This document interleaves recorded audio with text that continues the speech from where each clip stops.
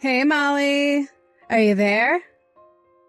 I was just curious if you saw the condo photos that I sent you earlier. The view is from so high up.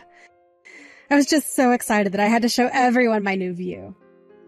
And it has a huge living room and even a concierge. I knew that getting with a CFO would be a good idea. Having a rich husband is great. No, actually. I didn't look at the photo, and I don't appreciate all your bragging. So please just leave me alone, alright? You know, if you don't want to talk to me, you could always just block me. But the fact that you haven't until now means that you secretly want to hear about how amazing my life is. Yeah, that's really not what's going on here at all.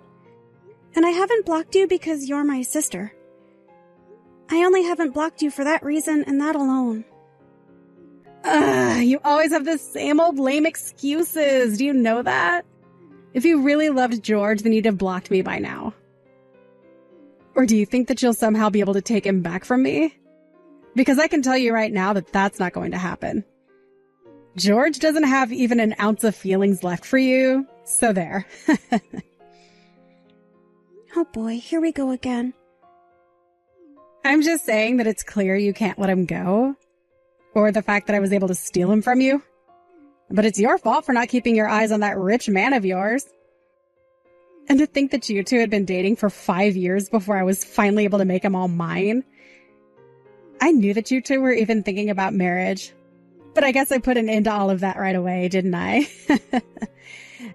So why don't you just accept that I've won and just leave us to be in peace already? You're the one who messaged me in the first place. And I don't want George back at all, thank you very much. Why can't you just accept that I have a lot of complicated feelings about all of this? I mean, you're my sister, but I wish that you would quit rubbing this in my face all the time. Oh man, you really are just such a crybaby. Do you know that? You think your crocodile tears are going to change anything? If anything, it just makes me think of you as all the more pathetic. That's exactly what I'm talking about. You don't have to be like that to me. Yeah. You can say whatever you want, but all I hear is a little loser asking for her boyfriend back. It's not cute, though, and you won't be getting George back. I'm not trying to get pity from you, or get George back. How many times am I going to have to say that? Yes, we were talking about getting married, but we're apart now, and I don't think about it. And besides, he was the one to get with you, so why would I want to marry a man like that now? There you go, making up all those lame little excuses again. It really is just sad, you know? But maybe he left you because you're such a crybaby? And for that, I'm going to have you in the very back at mine and George's wedding. Wait, what? What wedding? What are you talking about? Oh, didn't you hear? We're going to be getting married this year. He told me that he can't wait any longer and wants to do it right away. You have got to be kidding me. I was shocked when you two moved in together. But now you're telling me that you're getting married too? Well, duh. I mean, George is already 30 years old.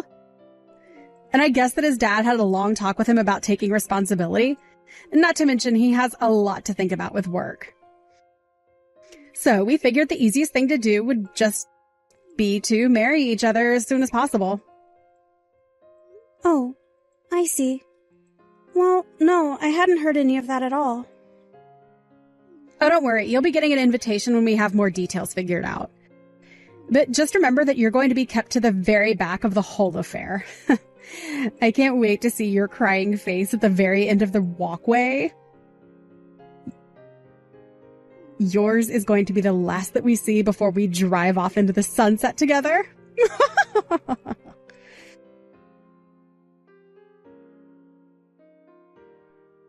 Oh man, don't you have any pride for yourself, Molly? If you really want to get back together with me, you should just talk to me about it directly. What in the world are you talking about, George? I mean that I saw you just now in the office. You came to my dad to try and make him get back together with you, right? Have to say that I'm pretty shocked. I didn't realise that you wanted me so badly. I'm a bit of a bad boy, if you hadn't noticed. Literally, what in the world are you talking about? Have you hit your head or something like that? I don't want anything to do with you ever again. And your dad called me here to talk to him about something else. And just why would my dad want to talk to my ex-girlfriend, He doesn't associate with bottom feeders like you. He's too busy. He was suspicious about why we broke up after 5 years just for you to end up with my sister. And he was surprised to hear about you and my sister getting married. So he called me to discuss that. Oh, yeah, that does sound like him, I guess. He just can't learn how to mind his own business. But who cares who I date? It's my choice. He needs to learn to butt out and let me live my life. I think it's that your dad is worried about you and wants to make sure that you're making good choices. Yeah, I'm sure that's the excuse he gave you for his actions. But it's so obvious that you came to the office today to try and beg for me to get back together with you. Your obsession with me is really just getting sad at this point, Molly. I think the only person who thinks anyone is sad here is your dad about you. In fact, he apologized for your actions to me today. He apologized for what you did, and then he gave me a rather thick envelope. Oh, I get what's going on now. You were blackmailing my dad about what I did so that you could get a big payout. Is that it? You have got to be kidding me. Do you really think that's what's going on? You know that we weren't even engaged yet, right? Oh, but I get why you'd be mad about wasting 5 years of your 20s with me. I would want to pay out too if I was a poor little nobody like you. But man, it really is sad when you get caught red-handed taking money like that, isn't it? You really have no idea about anything that happened between your dad and I. But yes, if you really must know, he did give me some money. There you go, I called it. I guess at least there was a silver lining to getting dumped by me after all. Hope you think of me when you spend that money. Again, you have no idea at all what you're talking about. And the only person I feel any gratitude towards is your father. I know that you and my sister are getting married, but I wouldn't do anything more to upset your dad. He really is getting on his last straw with you. Ah, well, thank you so much for your concern, but I think I'm going to keep on living my life however I want. Especially if that means avoiding marrying an old hag.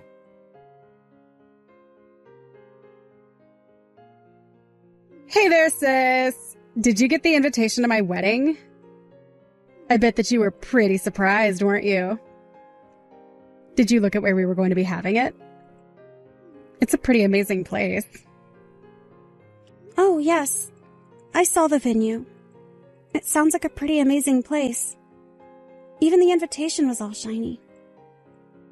And haven't a bunch of celebrities gotten married there too?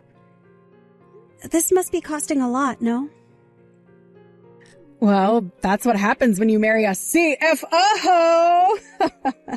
Did you really think we were going to have some tiny wedding? And the catering is being done by one of the best places in the city, too. We've even got a Michelin chef to create the menu for us. Wow. So much money, all to spend it all on just one day of celebration. Well, this day is going to be one of the most important in my entire life. I'm going to be the star of the show, and everyone is going to see how bright I'll shine. Ooh, maybe some celebrities will even show up to help me celebrate it. Just thinking about it makes me so excited. I get being happy about your wedding, but do you have any idea how much it's going to cost? I mean, I know that George is rich, but even he doesn't have limitless wealth. And you've basically been nothing but a mooch ever since you graduated. I have not been a mooch or anything like that. At all. I've made my own money off of modeling, thank you very much. I'm a model with an agency and everything. Sure, I have a part-time job that I have at my office and everything, but I'm a model. Don't get me wrong. It sounds to me like you have a really booming career there. But are you really saying that a part-time model and her unemployed fiancé are going to be able to afford something like this? I hope you two weren't planning on trying to pay for the whole thing through your wedding gifts. Who is unemployed here? Besides, there's really nothing to worry about at all. I mean, George's dad is going to be paying for it all anyways. So we're not going to be paying for anything. Hold on a second. You mean that George's dad really said that he's going to pay for it? Oh, come on. Surely you can't be surprised about that, right? I mean, of course he was going to. George is the CFO of his company. Of course his dad is going to pay for the wedding. Not just the venue. He's going to pay for the catering and staff and everything. We won't have to spend a single dime. But what I want to know is, if George's dad really actually promised that he would pay for your wedding, I mean, did he actually say those things? Because as far as I know, his dad really didn't seem to approve of his son sneaking around one bit. Oh, George told me all about how you were called into his father's office and how you probably tried to rat us out for your own benefit. But even then, there was no scolding that came or anything. Don't you get it? This just proves that I've won. I'm in and you're out, and that's that. He clearly approves of our wedding, and it's obvious that he's going to support us. Okay, I mean, I wasn't going to throw a fit about it or anything like that. I was just curious about what he said is all. And just why in the world do you even care now that this doesn't even involve you, huh? Did you really think his dad wouldn't support his own son? I mean, you know that George is going to take over the company once his dad steps down, don't you? There's no way that he wouldn't pay for a wedding with so much on the line. Well, that's interesting that you say that because I'm actually not so sure he is going to be taking over. You really have no idea what you're talking about. You're just jealous because we're going to have the amazing wedding that you never could. But don't worry, it's not like we're not going to invite you. In fact, the both of us really hope that you show up. We want to rub your face in our success. Well, I'm your sister, so of course I was going to be at the wedding. But you said you were going to sit me in the back. So I'm still wondering if you even have a seat actually saved for me at this point. Oh, come on. That doesn't mean you're going to miss the wedding, though, right? You have to be there to sit in the back and look all sad for us. And you have to make sure to bring us a big wedding gift. We won't be accepting anything less than about 10 grand. Hold on a second. You're not really asking your guest to be giving you $10,000 as a gift, are you? Oh, come on. This is going to be the wedding of a lifetime. Did you really think the ticket to get in was going to be cheap? Besides, don't you want to come and see your one and only little sister getting married? This is never going to happen again. Surely money's no object for you to be there for me, right? What in the world are you talking about? How can you seriously be asking for that? That's just absurd. But you're missing some of the perks that you get of sitting in the front row. That means that when you walk through the door, you've already found your seat. Honestly, in a lot of ways, you're getting the VIP treatment. Don't you see that? I have no idea who in their right mind would pay $10,000 for entrance into any kind of wedding. But I'm certainly not going to be shelling out that sort of cash to go see some failed model get hitched. Excuse me? What did you just say? What's the matter with you? Fine then. Since you and I are sisters, you'll only have to bring $1,000. How does that sound? Now that I've given you such a huge discount, you have to show up at the wedding, right? You really are just completely out of line right now. And just why should I have to show up there anyways? Oh, come on. You're not actually going to miss this, right? One of the whole reasons I want to get married is just that I can see the disappointment on your face.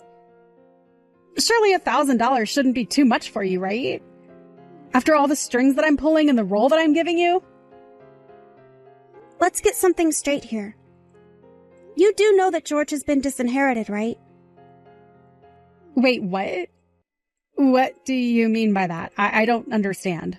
I mean that's why I've been wondering if you're really going to be able to pull off having such a huge wedding.